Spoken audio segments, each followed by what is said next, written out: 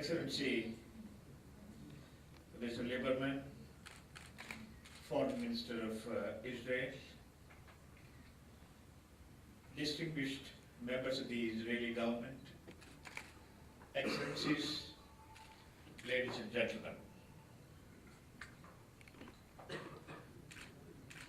At the outset, I would like to thank Foreign Minister Lieberman for the warm invitation he has extended to me to visit Israel and for the excellent hospitality that is made for this visit. I am delighted to be here, and I have been looking forward to this visit of mine to Israel for quite some time. This will provide both to me and to Mr. Lieberman an opportunity to discussing matters of mutual interest and the bilateral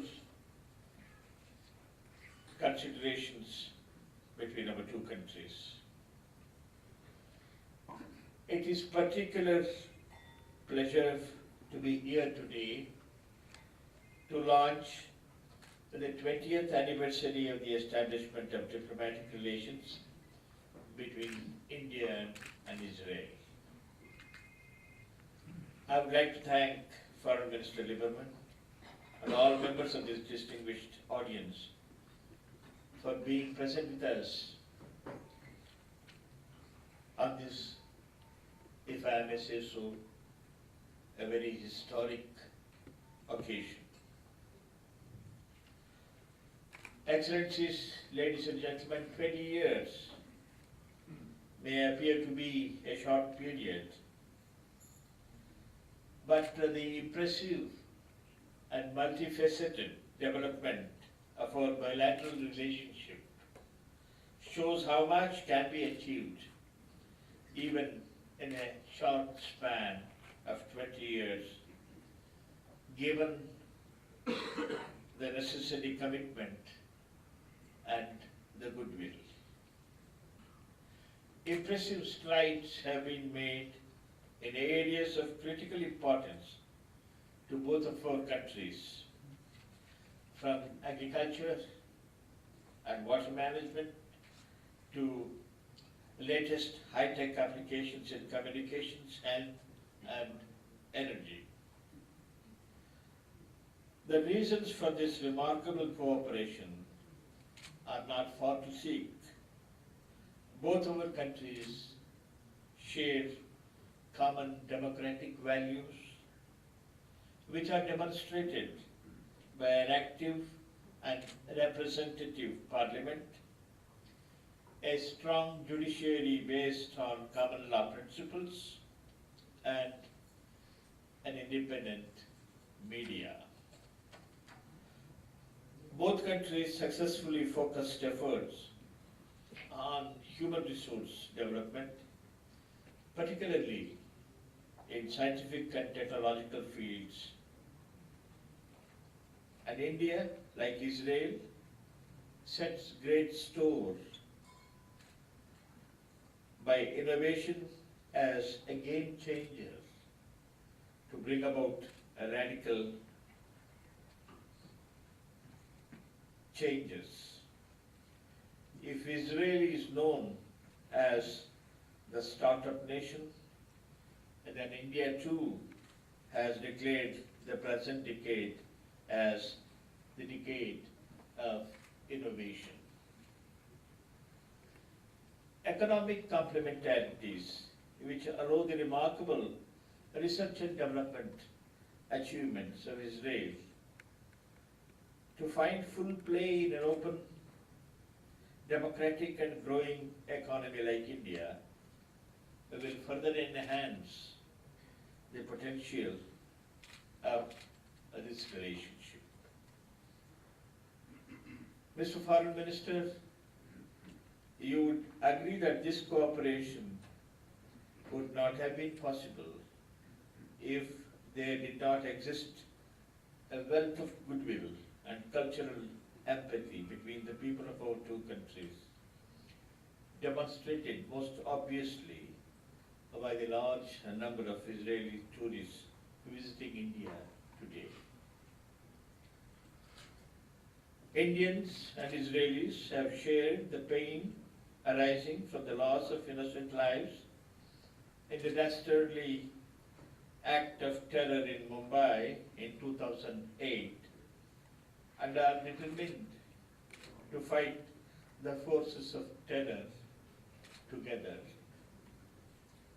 It is pertinent to note that Jewish people have been part of the multi-religious and multi-ethnic mosaic of India for centuries. 70,000 of them who are in fact today a strong bridge between the two countries, participating in nation building in Israel while holding fast to the cultural roots and traditions of the mother country. In India, we are fully engaged in meeting the challenges of poverty eradication and putting the country on the path of high, self-supporting, sustainable, and inclusive long-term growth. We note with some sense of satisfaction that we have averaged over 6% growth over the last 20 years and have accelerated this to between 8 to 9% in the past 5 years. Despite the global economic downturn, the fundamentals of the Indian economy remain intact and the growth story is poised to continue. Yet, huge challenges need to be overcome if we have to sustain this high rate of growth. For instance, India needs world-class infrastructure, and that needs an investment estimated at $1 trillion over the next 5 years. Not all of this investment can be funded domestically, despite the very high rate of saving, which stands at 35%, and increasingly we have to look abroad for these resources. Similarly, more than half of our population still depends on agriculture for its livelihood, and upgradation of agricultural productivity, agricultural infrastructure, and food processing facilities remain major requirements.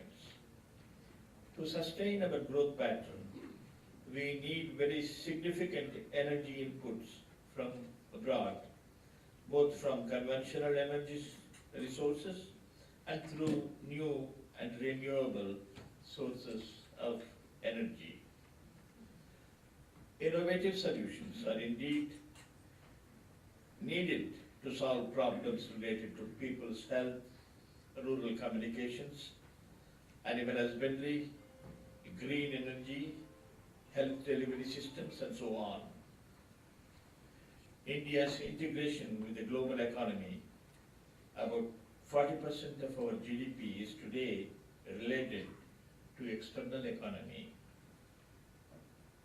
allows us to create opportunities for trade and investments with countries like Israel to meet the challenges that I have just outlined. Excellencies, there is ample potential to multiply the bilateral trade figure of $5 billion that we have achieved last year, as well as to increase the level of investment between our two countries. The free trade agreement now under negotiation is clearly a step in that direction. It will give a boost to our economic and commercial ties. Mr. Foreign Minister, I would urge that both of our countries, even as we celebrate 20 years of diplomatic relations in this year, should already be planning ahead for a long and fruitful partnership. I am aware that our embassy has planned several events, just as your embassy has also planned several events in India for the coming year, for this year. These events aim to intensify our political engagement in several spheres. Particular focus will continue to be on strengthening people-to-people links through a colorful cultural festival and tourism promotion. In all these efforts, we look forward to receiving the full cooperation of our Israeli partners as in the past. I once again take this opportunity to reiterate India's commitment to usher in a comprehensive and long-term partnership with Israel in diverse areas for the mutual benefit of our people. Thank you so much.